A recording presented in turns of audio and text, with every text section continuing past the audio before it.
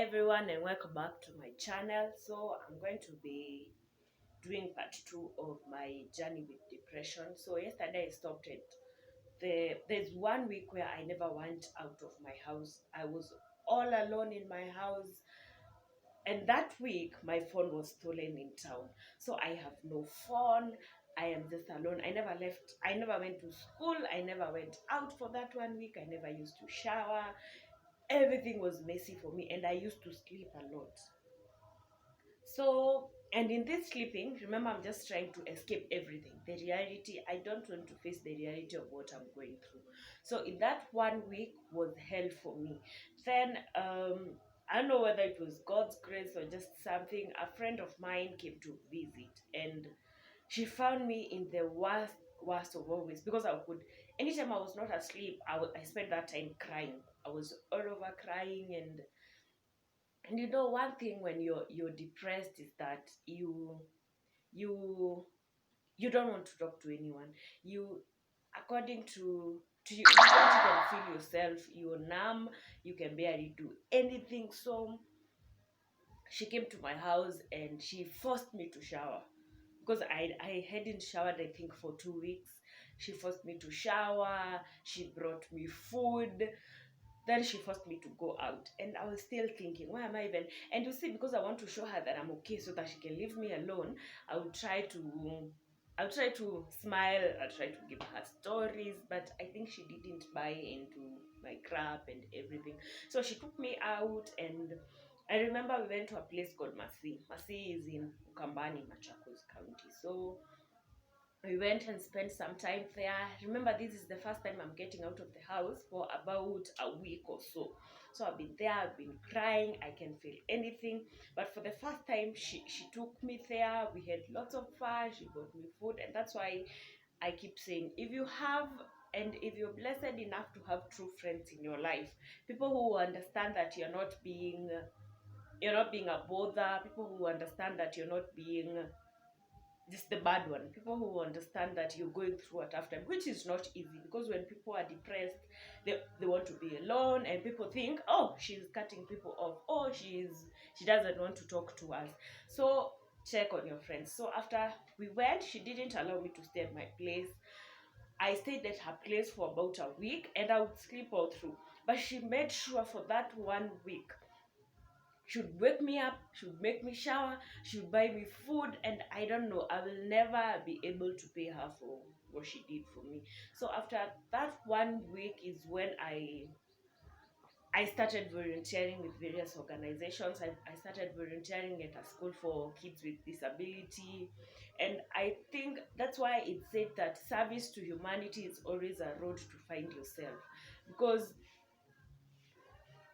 that first step for me to serve those children was a journey for me to heal. It was I would go there, spend time with kids with wheelchairs. I would see the love they're showing each other. I would spend time with kids on crutches, who was so amazing.